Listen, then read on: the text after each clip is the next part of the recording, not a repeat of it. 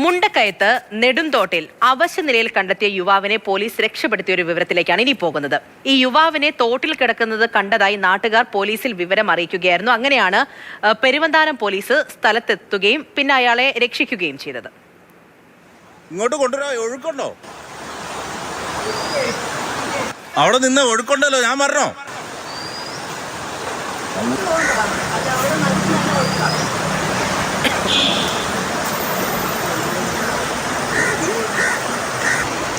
ആ ദൃശ്യങ്ങളാണിത്. നിതിൻ തോമസ് ആണ് നമ്മുടെ കൂടെയുള്ളത്.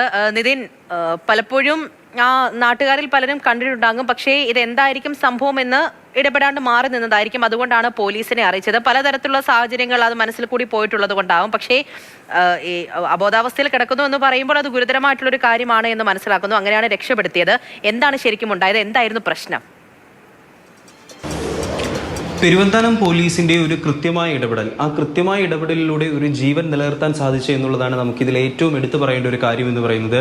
രാവിലെ 6:30യോട് കൂടിയിട്ടാണ് മുണ്ടക്കയം നെടുന്തോട്ടിൽ ഒരു യുവാവ് വെള്ളത്തിൽ വീണ് കിടക്കുന്നതായിട്ട് പ്രദേശവാസികളൊക്കെ തന്നെ കാണുന്നത്.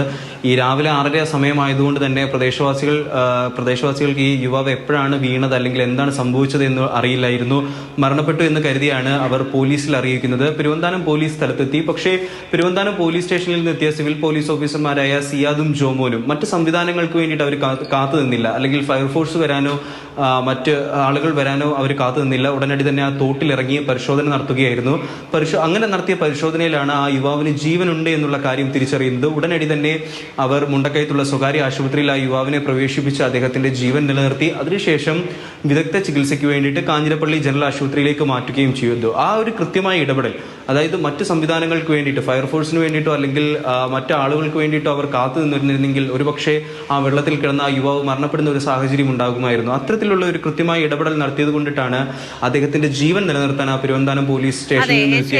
അപ്പോൾ ഞാൻ പറഞ്ഞതുപോലെ തന്നെ ഇപ്പോൾ പലരുടെയും മുന്നിൽ ഇങ്ങനെ ഒരു ഘട്ടമുണ്ടായാലും എന്താണ് സംഭവം എന്നറിയാത്ത രീതിയിൽ മാറി നിൽക്കുന്നുണ്ടായിരിക്കും. ചിലപ്പോൾ മദ്യപിച്ചിട്ടോ മറ്റോ ആണോ എന്നൊന്നും അറിയത്തില്ല. പലതരം കാര്യങ്ങൾ മനസ്സിൽ കൂടെ പോകുന്നതുകൊണ്ടായിരിക്കും ഇടപെടാതെ പോയത്. പക്ഷെ കൃത്യമായിട്ട് പോലീസിനെ അറിയിച്ചിട്ടുണ്ടായിരുന്നു.